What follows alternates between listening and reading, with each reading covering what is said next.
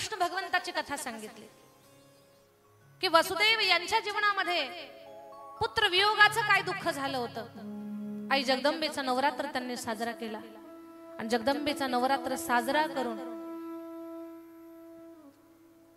अष्टमीची पूर्णाहुती आणि 9व्या दिवशी भगवान गोपाल कृष्णाचं जामवंती सहित म्हणजे शक्ती सहित आगमन झालं द्वारिकेमध्ये। ती कथा पाहून आपण पुढची कथा पाहिली। कालच्या सत्रामध्ये आपण ज्यांनी 18 पुराणांची रचना केली असे 18 पुराणाचे रचनाकार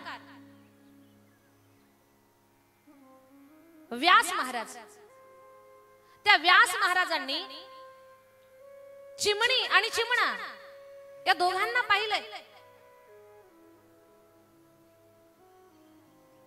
तर त्या घरट्यामध्ये छोटी छोटी चिमणीची पिलं, त्या पिलांना चिमणी ताई चिऊ ताई चारा घालण्याचं काम करत होते आणि चारा घालण्याचं काम करत असताना व्यासांच्या मनात इच्छा निर्माण झाली, अरे ही चिमणीची पिलं म्हातारपणी या चिमणीला सांभाळतील का नाही हे सुद्धा माहिती नाहीये, पण यांच्या प्रेमात कसलीच कसर नाही। हे आई वडिलांचं प्रेम असतं। आई वडील आपल्या लेकरावरती प्रेम करत असताना कधी कुठल्या गोष्टीची कंजूसी करत नाहीत।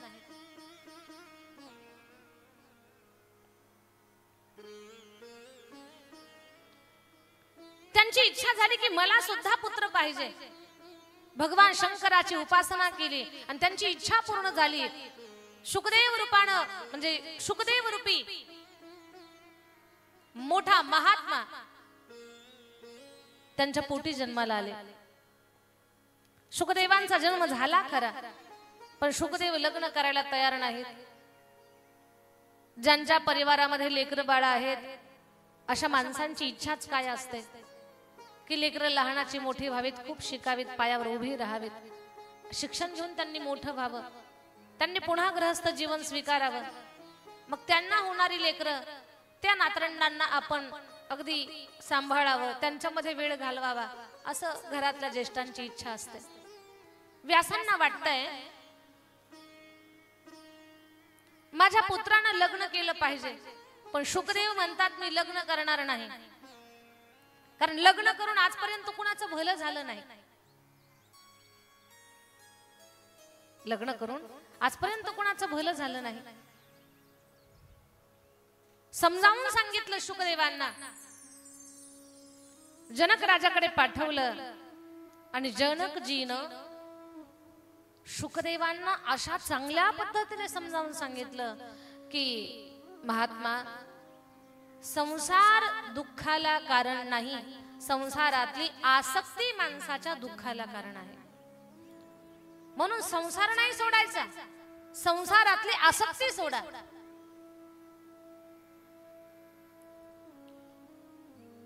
माऊली ज्ञानोबराय सुद्धा हरिपाठामध्ये सांगतात, असोनी संसारी जिभे बेगुकरी, असोनी संसारी जिभा बेगुकरी, असोनी संसारी जिभा बेगुकरी, असोनी संसारी जिभा बेगुकरी।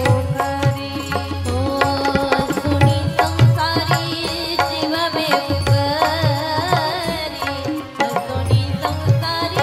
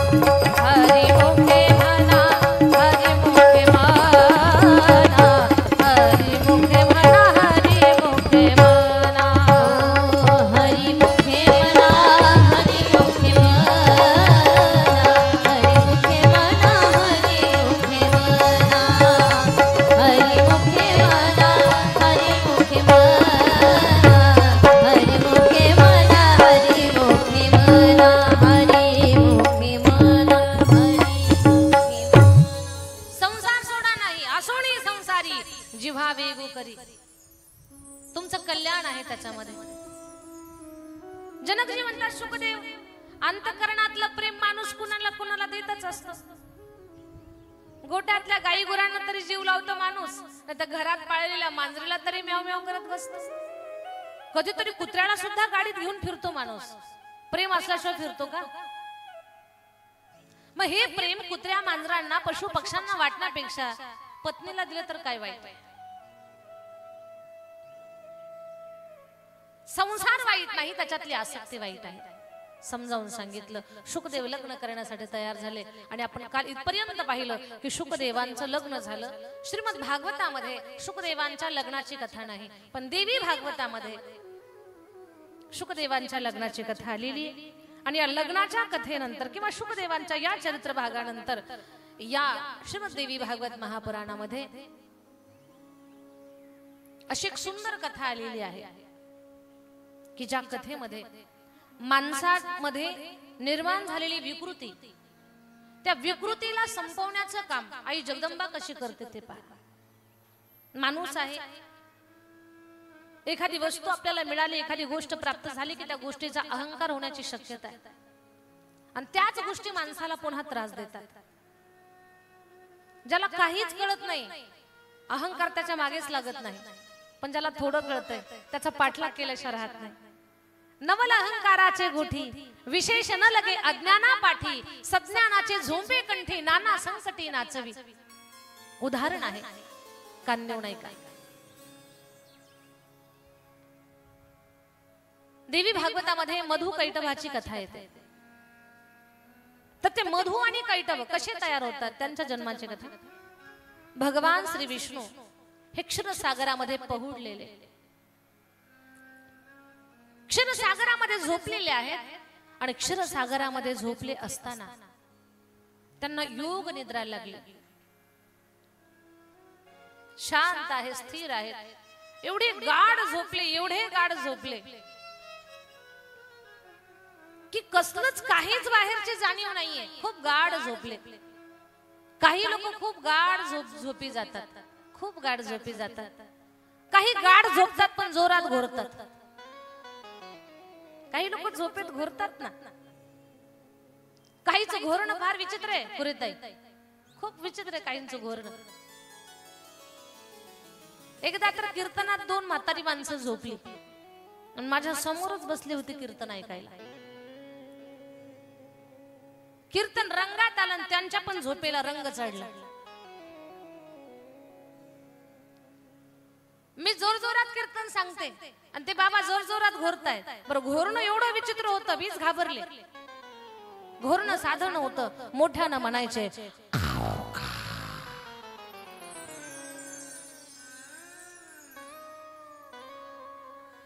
दुसरं म्हणायचं. एक म्हणायचं खाऊ का, दुसरं म्हणायचं नको खाऊ. म्हटलं दोघं पण उठा, मलाच खाऊन टाकतात. काही लोक झोपेमध्ये घोरतात. कोणी बडबडतं, कोणी झोपताना अलीकडच्या कोपऱ्यात झोपलं तर उठताना पलीकडच्या कोपऱ्यात उठतं. त्याला चक्री झोप म्हणतात.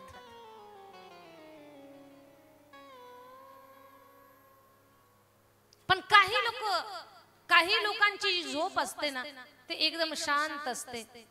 त्यात ते स्वतःला विसरलेले असतात झोपेमध्ये. कधी कधी ती झोप एक छोटीशी समाधी सुद्धा होते, शांत. तसे भगवान श्री विष्णू गाढ झोपले, योग निद्रा लागली त्यांना. आणि गाढ झोपल्यानंतर आता झोपणं ठीक आहे, ठराविक काळापुरतं झोपावं माणसानं. पण भगवान श्री विष्णू एवढा काळ झोपले की खूप काळ लोटला आणि परिणाम असा झाला, त्यांच्या कानाच्या मळापासनं दोन राक्षसांची निर्मिती झाली. एका कानातून एक राक्षस निर्माण झाला, त्याचं नाव मधु. आणि दुसऱ्या कानातून एक राक्षस निर्माण झाला, त्याचं नाव कैटभ. मधु आणि कैटभ या दोन राक्षसांची निर्मिती झाली. हे मधु आणि कैटभ जिकडे तिकडे स्वतःचा आतंक पसरवायला लागले. बलानं मोठे झाले, ताकदीनं मोठे झाले. बलाचा प्रयोग गोरगरीब माणसांना मारण्यासाठी करायला लागले. देवदेवतांना सळो की पळो करून सोडलं. बोलणं ऐका माझ्या ताईंनो, एवढंच काय, ब्रह्माजीच्या सुद्धा ते मागे लागले, ब्रह्माजीच्या मागे लागले, ब्रह्माजीला हैराण करून सोडलं. ते मधु आणि कैटभ खूप त्रास देत आहेत. ब्रह्माजी खूप वर्ष त्यांच्या सोबत लढतायत, पण ब्रह्माजीला ते आवरत नाहीत.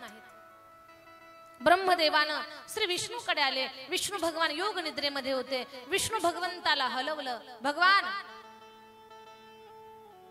उठा, जागे व्हा, माझ्यावर खूप संकट आलंय.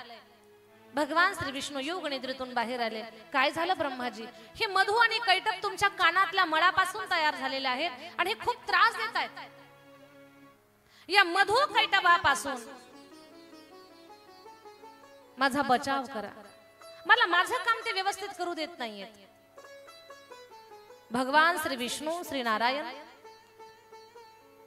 5000 वर्ष त्या मधु कैटभासोबत लढाई करतात.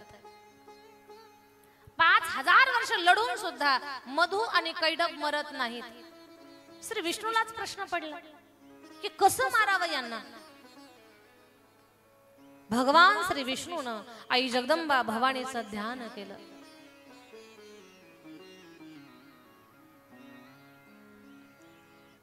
धाव घाली आई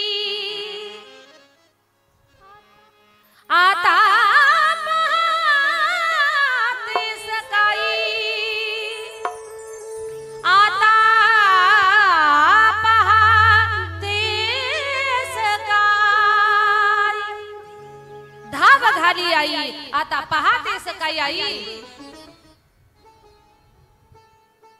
हे दृष्ट पूर्ण सृष्टीचं चक्र बिघडवण्याच्या मार्गावरती आहेत. ब्रह्मदेवाला त्रास देत आहेत, कामामध्ये विघ्न आणतायत. माझ्याच तर कानातून निर्माण झालेले आहेत, पण ते आता मलाच ऐकत नाहीत. यांना मारण्यासाठी, नाश करण्यासाठी मी काय करू? सुंदर विग्रह रूपामध्ये मा भगवती आकाश मंडलामध्ये प्रगट झाली. तिचं तेजस्वी तेजपुंज चेहरा पाहून, तिचं ते सुंदर रूप पाहून भगवान श्री नारायणानं विष्णूनं हात जोडले आणि म्हटले, आई आता मी या राक्षसांना मारू कसं ते मला सांग. आईनं युक्ती दिली, युक्ती सांगितली.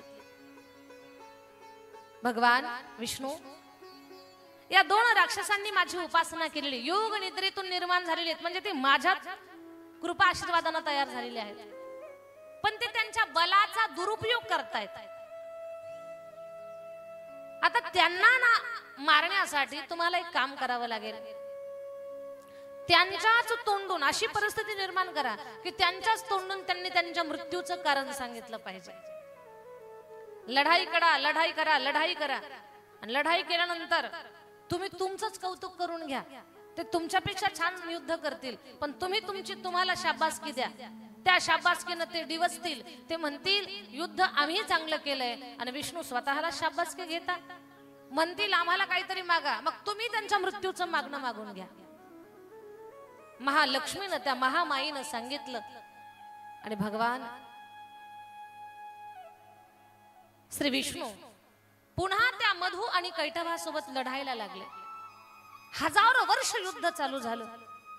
युद्धामध्ये मधु आणि कैटभ खूप छान युद्ध कला त्यांची दिसत होती, पण एखादा डाव टाकला आणि त्या मधु कैटभाला गरगर फिरवलं. खरं पाहता श्री विष्णूच थकून जात होते युद्ध करून, पण तरीही विष्णू म्हणायचे, शाबास मधु, शाबास कैटभ, अरे काय तुम्ही युद्ध करताय, मी खुश आहे तुमच्यावर, मी तुमच्यावर प्रसन्न आहे, सांगा तुम्हाला काय पाहिजे ते. मधु कैटभानं 4-2 वेळा ऐकलं. ते म्हणतात, अरे आम्ही याला जेरीस आणलंय, हैराण केलंय. हा श्री विष्णू आता आमच्या सोबत लढाई करण्यासाठी दम धरू शकत नाही. हा स्वतः थकलाय आणि शाबासकी आम्हाला देतोय. म्हणजे हा आम्ही कमजोर आहोत हे दाखवतोय. मधु कैटभ म्हटले, विष्णू आम्हाला शाबासकी द्यायचं काही कारण नाही.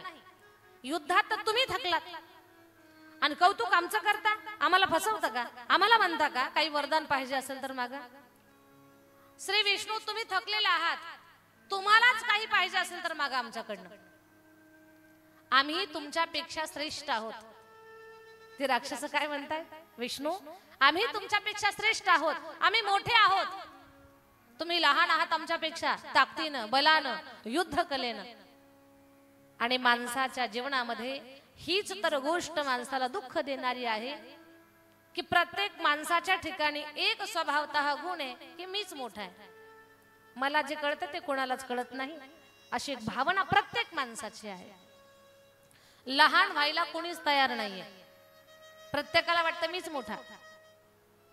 पण जगद्गुरु तुकोबाराय सांगतात लहान होण्यामध्ये जी किमया आहे ना ते मोठं होण्यामध्ये नाही. जगद्गुरु तुकोबाराय खूप महान आहेत, पण देवाशी बोलताना म्हणतात देवा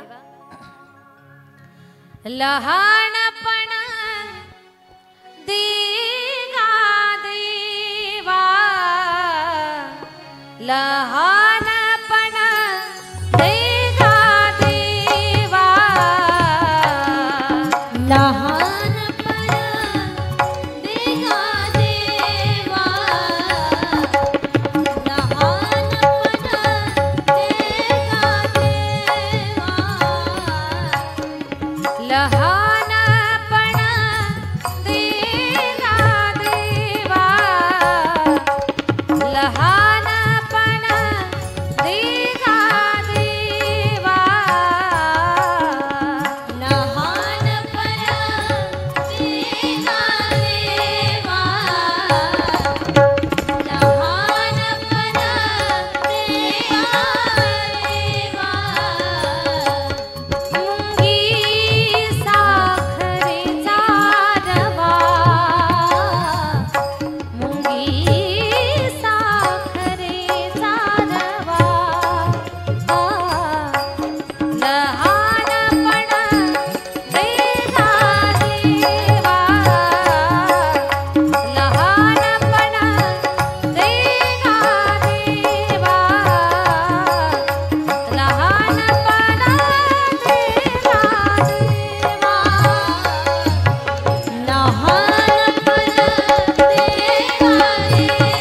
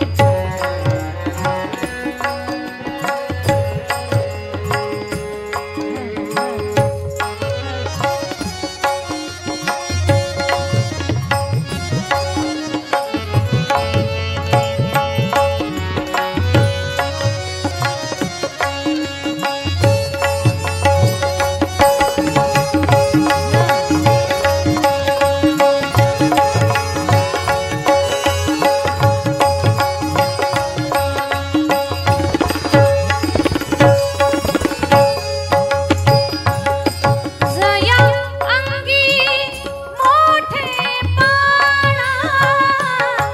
जया अंगी मोठेपणा, दया यातना कठीण, यातना यातना कठीण, आ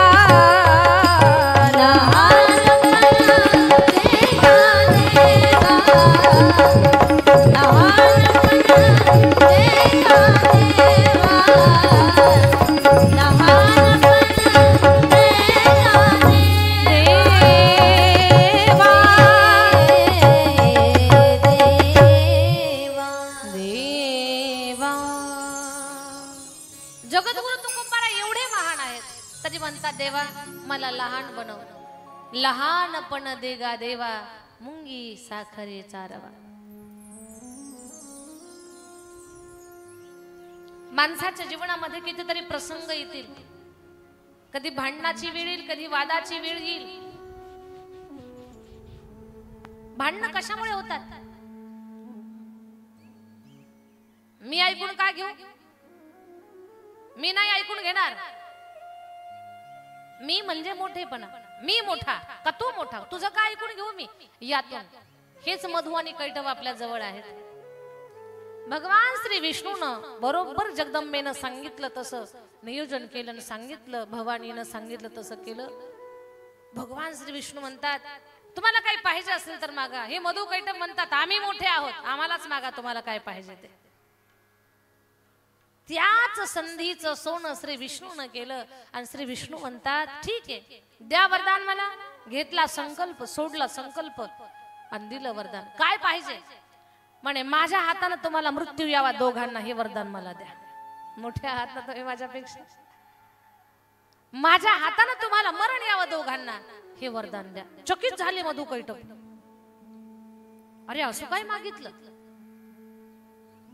पण ठीक आहे श्री विष्णू, आम्ही शब्द मागे घेणार नाहीत, आम्ही देतो शब्द. तुमच्या हाताने आम्हाला मरण येईल, पण अशा जागेवर आम्हाला मरण यावं. मधु कैटभाला माहिती होतं सगळीकडे पाणी आहे, क्षीरसागरामध्ये पाणीच पाणी. जिथे जमीन असेल त्या जमिनीवरती आम्हाला मरण येईल. जिथे पाणी नाही फक्त जमीन आहे, पाण्यात आम्ही मरणार नाही पण जमिनीवर आम्ही मरू. कारण मधु कैटभाला माहिती होतं जमीन कुठेच नाही, सगळीकडे पाणीच या भूमंडलामध्ये. श्री विष्णू म्हटले ठीक आहे, आता यांना जमिनीवरती मारायचंय. श्री विष्णूने आपल्या मांडीचा, आपल्या जंघेचा म्हणजे मांडीचा असा विस्तार केला, असा विस्तार केला की ती जागा जलविरहित, जलविरहित जागा निर्माण झाली. आणि तिथे मधु कैटभासोबत भयंकर युद्ध करून मधु कैटभाला ठार केलं. मधु कैटभ मारले, पण दोघांचं रक्त, जी जमीन तयार झालेली होती ना, तर त्या जमिनीमध्ये दोघांचं रक्त मिसळलं. म्हणून जमिनीवरची जी काही माती आहे ना, ती माती त्या मधु कैटभाच्या रक्तानं खराब झालेली असल्या कारणानं खाण्यास योग्य नाही. नाहीतर ही माती फार पवित्र. पण या मातीमध्ये काय मिसळलेलं आहे? त्या मधु कैटभाचं रक्त मिसळलेलं आहे. त्या मधु कैटभाला मारलं. कथा तर इथं संपली, पण या कथेतून शिकायचंय काय आपल्याला? मधु आणि कैटभाचा जन्म भगवान श्री विष्णूच्या कानातून झालेला होता. मग आपल्याही कानामधून मधु आणि कैटभ निर्माण होऊ शकतात. मधु म्हणजे मधुर, मधासारखा गोड, आणि कैटभ म्हणजे कारल्यासारखा कडवट. तुम्ही म्हणाल नेमकं काय सांगताय दीदी? मधासारखा गोड, कारल्यासारखा कडवट, हे थोडंच आपल्या कानातून बाहेर पडतंय. ऐका, स्तुती ही मधासारखी गोड असते. स्तुती मधासारखी गोड असते. किती गोड लागते स्तुती. आणि निंदा ही कारल्यासारखी कडवट असते. निंदा आवडते का कुणाला? निंदा सुद्धा कुठून आतमध्ये जाते? कानातून. स्तुती पण कुठून आत जाते? कानातून. म्हणजे निंदा आणि स्तुती हेच मधु आणि कैटभ आहेत. निंदा ही कारल्यासारखी कडवट लागते, स्तुती ही मधासारखी गोड लागते. या दोन्हींचाही प्रवेश कानातून आहे. म्हणजे या दोन्ही गोष्टी आपल्या कानात आहेत. याच्यातून आपण सावध व्हायचंय, आपण शिकायचंय. कोणी निंदा केली तर गोंधळून जाऊ नका, घाबरू नका. कारण कोणी निंदा केली म्हणून तुमचं महत्व कमी होत नसतं. तुमचं महत्व तुमच्या कर्तृत्वावर, तुमच्या कर्मावर आणि तुमच्या चांगुलपणावरती असतं. कुणाच्या निंदेने तुमचं महत्व कधी कमी होत नसतं. मुळात निंदा ही जी गोष्ट आहे ना, कधी निंदा करण्याच्या भानगडीतच पडू नये. निंदेसारखं मोठं पाप दुसरं कोणतं नाही. आपल्याला आपल्या जीवनामध्ये नित्य हरिपाठ नाही करता आला, काही हरकत नाही. आपणाला आपल्या जीवनामध्ये साधू संतांची स्तुती करता आली नाही, काही हरकत नाही. एखाद्या बाईनं भरजरी साडी घातली, तिच्या पैठणी साडीचं तुम्हाला कौतुक करता आलं नाही, काही हरकत नाही. पण कुणाची निंदा करण्याचं तरी पाप करू नका. एवढं पथ्य सांभाळा, तरी खूप काही झालं. तुम्ही तुमच्या जीवनामध्ये खूप काही कमावलं. एवढंच करा. निंदेसारखं पातक नाही माझ्या ताईंनो. आणि माणसांना ना निंदा करायची सवय आहे. चांगल्यामध्ये सुद्धा वाईट पाहायची सवय आहे. किती छान वैभव उभं केलंय, पण याच्यातही काही बहादर दोष काढत असतात. हे असं नाही, ते तसं पाहिजे होतं, ते तसं नाही, ते तसं पाहिजे होतं. चांगल्या गोष्टीला चांगलं म्हणायला शिकावं माणसानं. चांगल्या गोष्टीला चांगलं म्हटलं की वाणीचं पुण्य वाढतंय, आणि चांगल्याला वाईट म्हटलं की वाणीचं पुण्य कमी होतंय. एक बाईनं हट्ट केला, मला रांजणगाव शिलपुंजीला कथा चालू आहे, मला कथेला घेऊन चाला ना. आणि एवढी बडबडी होती बिचारी, काय तोंडात येईल ते बोलायचे. तो म्हटला, हे पहा, तुला कथेला घेऊन जातो, पण तिथं आल्यानंतर तू काही सांभाळू नको. तुझी पर्स सुद्धा मी सांभाळतो. तुझी पर्स सांभाळतो, पाण्याची बॉटल सांभाळतो, जेवणाचा डबा सांभाळतो, बसायचं आसन सांभाळतो, गाडी सांभाळतो, सगळं सांभाळतो. ती म्हटली, मग मी काय सांभाळू? तो म्हटला, मी बंटी सांभाळतो, बबली सांभाळतो, सगळ्यांना सांभाळतो. ती म्हटली, मी काय सांभाळू? हा म्हटला, तू फक्त तुझं तोंड सांभाळ, म्हणजे खूप झालं.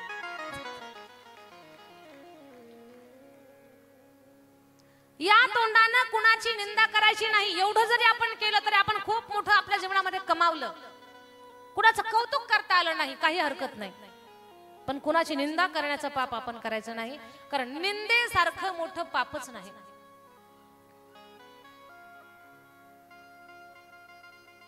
एक आजी होती, त्या आजीच्या घरी एक साधू भिक्षा मागण्यासाठी आले.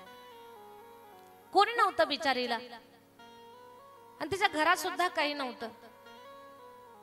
पण तिनं मैत्रिणीकडनं ताक आणलं होतं. तिची मैत्रीण मळ्यात राहत होती. मळ्यातून डेऱ्यामध्ये ताक घेऊन आली, माहिती नाही तिला. ताक आणताना डेऱ्याचं तोंड उघडं होतं, आणि आकाशातून एक घार सापाला घेऊन चालली होती. त्या सापाची गरड त्या ताकात पडलेली, हे तिला माहितीच नाही. तिच्या दारात साधू आले, बाबा मला द्यायला काहीच नाही, तुम्हाला देण्यासाठी माझ्याकडे काहीच नाही. आजी काय असेल तर दे, मी असा महात्मा आहे, एकाच घरचं अन्न घेतो, दुसऱ्या घरी भिक्षा मागायला जात नाही. आजी म्हटली, ताक आहे मैत्रिणीकडून आणलेलं, घेता का? तिला माहितीच नाही त्याच्यात विष पडलंय म्हणून. आजीनं ते ताक दिलं. बाबा ताक पिले. आपल्या जागेवर जात नाही तोवर महात्मे मरण पावले. महात्मे मरण पावले खरे, सारं गाव म्हातारीवर तुटून पडलं. लोक चौकात बसून तिची निंदा करायला लागले. अरे या म्हातारीनं महात्मा मारला, अरे हिला कोणीच नाही, हिनं सगळा परिवार मारला, आता हा महात्मा सुद्धा मारला. कोणीतरी म्हटलं हिला गावात ठेवू नका, कोणीतरी म्हटलं तिची धिंड काढा. ती म्हणते, अहो मी काहीच केलं नाही, माझा काही दोष नाही, मी काहीच केलं नाही. यमदूत सुद्धा त्या म्हातारीकडे आले. आजी तू एका साधूला मारलं, चल तू म्हणे तुला नरकाला घेऊन जातो. आजी म्हटली, फक्त माझे दोनच शब्द ऐका, मी खरं सांगते, त्या ताकामध्ये सापाची गरळ पडलेली मला माहिती नाही, माझा काय दोष आहे? मी डोक्यावर हंडा घेऊन आले, वरून काय पडलं ते मला माहितीच नाही, त्या सापाचा दोष आहे. सापाकडे आले, त्या सर्पाला सांगितलं, सर्पा चल तुला नरकात घेऊन जातो, तुझ्या विषामुळे महात्मा मेला. साप म्हटला, अजिबात मला नरकाला घेऊन जायचं नाही. म्हणे कशामुळे? म्हणे मी जमिनीवर सरपटणारा प्राणी आहे, मी आकाशात जाऊ शकतो का? म्हणे नाही. मग मला आकाशात घेऊन जाणारी कोण आहे? म्हणे घार. मग त्या घारीला दंड द्या, माझा काय दोष आहे? घारीकडे आले. घार तुझ्यामुळे महात्मा मरण पावलाय, सापाला घेऊन वर आली, त्याची गरळ पडली, चल म्हणे तुला नरकाला घेऊन जातो. घार म्हटली, अजिबात मला नरकाला घेऊन जायचं नाही. का? देवानं मला असं बनवलंय, साप पाहिला की मी त्याला उचलणारच, हा माझा नैसर्गिक स्वभाव आहे. जसं बकरीला पाहिलं की वाघ डरकाळी फोडणार, जंगलात बकरी पाहिली आणि वाघानं तिला जयहरी घातला, असं कधी होऊ शकत नाही. ताई बऱ्या आहात का तुम्ही? चला रांजणगावला कथा चालू आहे. असं म्हणाल काय वाघ? वाघानं जर बकरी पाहिली एकटी जंगलामध्ये तर तिच्या सोबत तो भजन करत बसल का? नाही. रामकृष्ण हरी म्हणणार नाही, काही नाही, तिला खाणार. तसं साप पाहिलं की त्याला उचलणं हा माझा नैसर्गिक गुणधर्म आहे. देवानं मला तसं बनवलंय. मग यमदूत म्हटले हे महात्म्याच्या मृत्यूचं पातक कुणाच्या माथी लावायचं? म्हणे त्या म्हातारीचा दोष नाही, सापाचा दोष नाही, घारीचा दोष नाही. त्या घारीनं सांगितलं एक काम करा, विनाकारण त्या म्हातारीची निंदा करणारे कुचरवट्यावर बसलेले असतात. घरच्या भाकरी खातात आणि म्हातारीची निंदा करतात. हे सगळं पाप त्यांच्या डोक्यावर लावा. महात्म्याच्या मरणाचं पातक म्हातारीचं त्या निंदा करणाऱ्याच्या डोक्यावर लावून दिलं. याच्यातून आपण शिकायचंय, आपल्याला कुणाचं कौतुक कुणाची स्तुती करता आली नाही तर काही हरकत नाही, पण कुणाची निंदा करण्याच्या भानगडीत आपण पडायचं नाही. एवढंच सांभाळा माझ्या ताईंनो. ही आई जगदंबा भवानी तुमच्या चांगल्या बोलण्याचा परिणाम, कुणाची निंदा न करण्याचा परिणाम, ही मा शक्ती, ही परांबा तुमच्या वाणीवर बसेल आणि तुमच्या वाणीचा असा प्रभाव होईल, वाईट न बोलण्याचा असा परिणाम होईल की तुम्ही जे बोलताल त्यातून तुमचंच काय, तुमच्या लेकरा बाळांचं सगळ्यांचं कल्याण होऊन जाईल. एवढं सामर्थ्य तुमच्या वाणीला प्राप्त होईल. म्हणून वाईट बोलू नका, कुणाची निंदा करू नका. आणि निंदा माणसाला सहन होत नाही.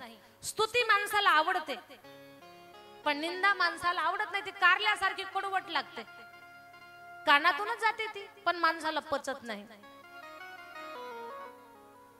आणि स्तुती सुद्धा माणसाला घातक आहे. स्तुती माणसाला फसवते. या स्तुतीवर मी तुम्हाला एक उदाहरण सांगते.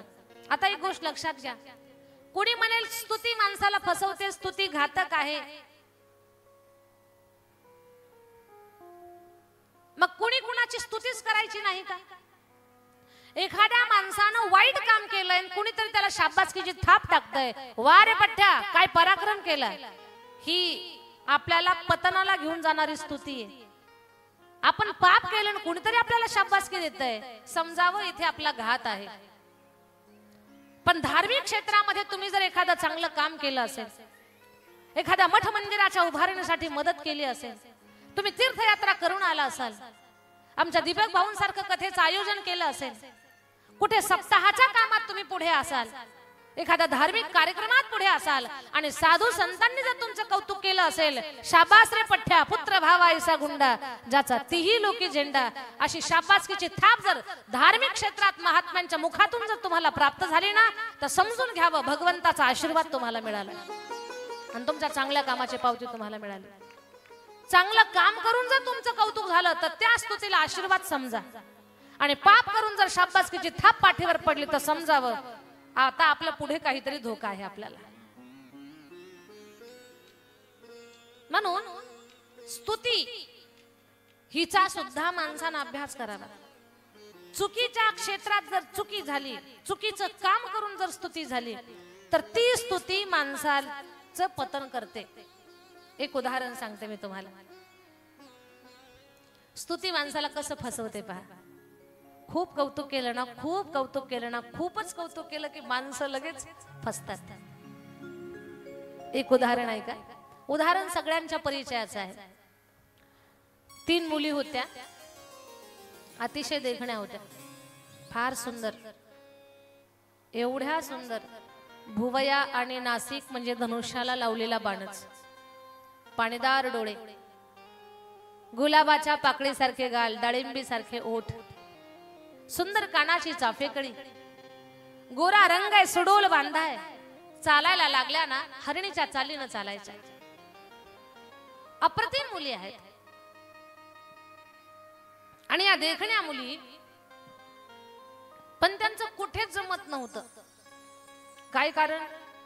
तिघीकडे 3 चमत्कार, एक तुताणी, एक गेंगाणी आणि एक बोबडी. तिघीकडे 3 चमत्कार. पाहुणे पाहायला आले की या पोरी काहीतरी बडबड करायच्या आणि आलेले पाहुणे पळून जायचे. वडील स्थळ पाहून परेशान झाले. वडील बोलले, पोरींनो आम्ही पाहुणे घेऊन आलो की तुम्ही काहीतरी बडबड करता, आलेले पाहुणे पळून जातात.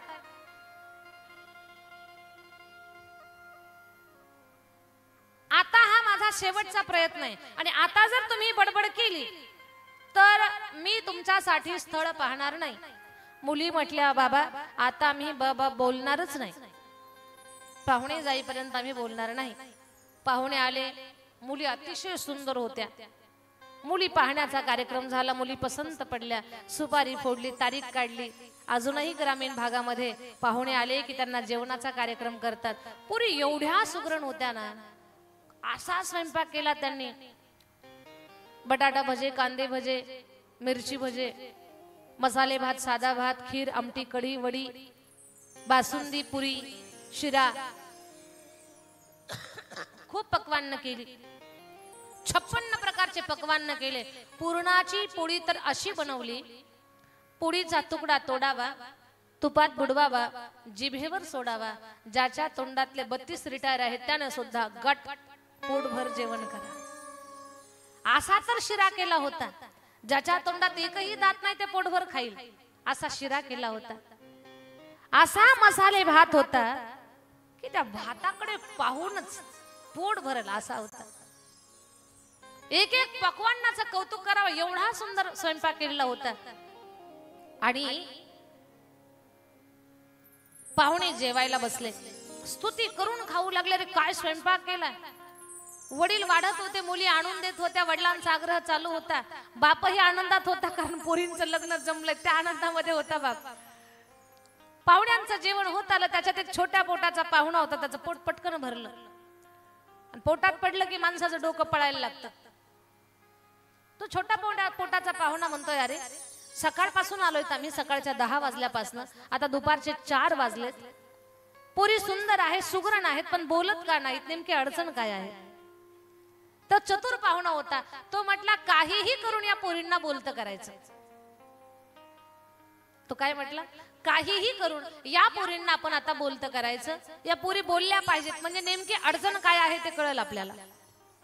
त्या चतुर पाहुण्यानं ताटाकडे पाहिलं, वाटीमध्ये कढीची वाटी होती, कढी होती वाटीमध्ये.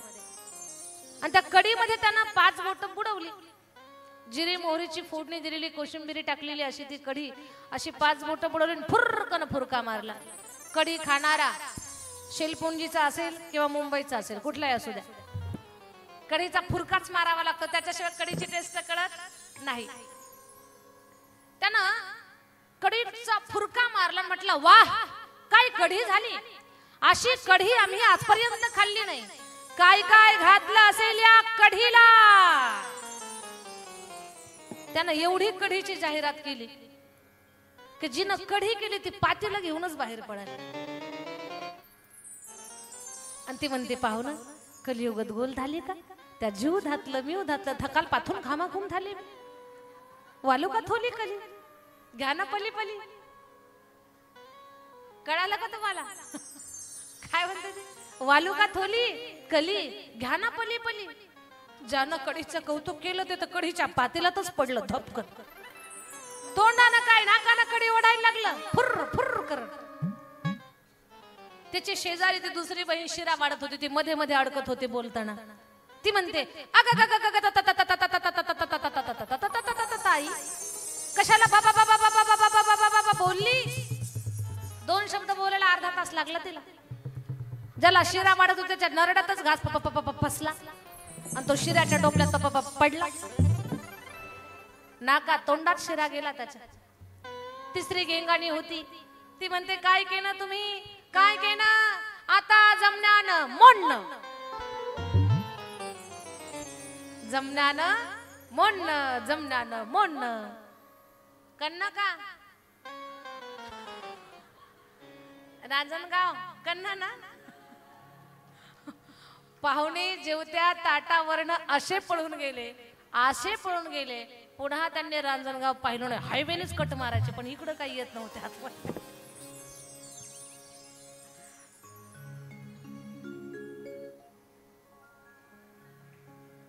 माझ्या ताई दादांना ही स्तुती आहे.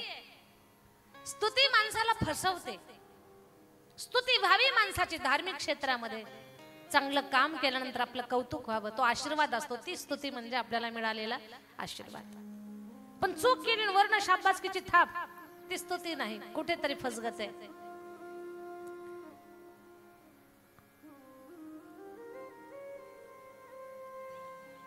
अंबे तुझा जय जयकार गौरी तुझा जय जयकार अंबे तुझा जय जयकार गौरी तुझा जय जयकार अंबे तुझा जय जयकार गौरी तुझा जय जयकार अंबे तुझा जय जयकार गौरी तुझा जय जयकार अंबे तुझा जय जयकार गौरी तुझा जय जयकार अंबे तुझा जय जयकार गौरी तुझा जय जयकार अंबे तुझा जय जयकार गौरी तुझा जय जयकार अंबे तुझा जय जयकार गौरी तुझा जय जयकार जय हो जय हो हरी बोल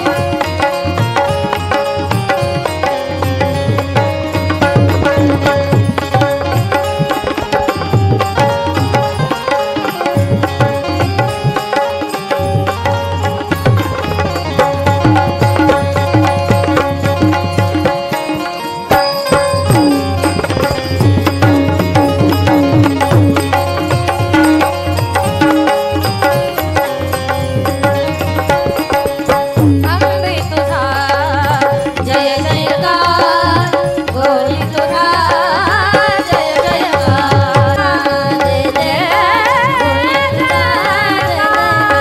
अंबे जय जयकार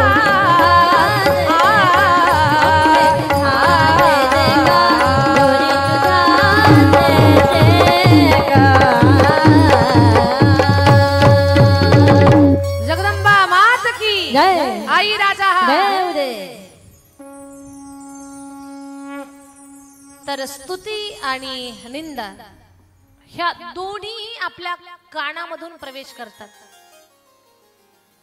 म्हणजे हेच मधु आणि कैटभ, पण यांच्यापासून सावध राहायचं आपल्याला. स्तुती आणि निंदा या दोन्हींपासून सावध राहायचं. या दोन्हीवर ज्याने विजय मिळवला समजावं परा अंबेची कृपा त्याच्यावरती झाली. आणि याच्यावर विजय मिळवण्यासाठीच आई जगदंबा भवानी आपल्या बुद्धीमध्ये आपल्याला ज्ञान देते, योग्य अयोग्य याचा निर्णय करायला शिकवते. म्हणून त्या अंबेचा वारंवार जय जयकार. आपण कथेला आणखी पुढे घेऊन जाणार आहोत, पण सर्व महिला उठून उभ्या राहतील. एक 5 मिनिटाचं भजन होईल. सर्व पुरुष पण उठून उभे राहतील. थोडेसे हातपाय मोकळे करू आपण आनंदाने.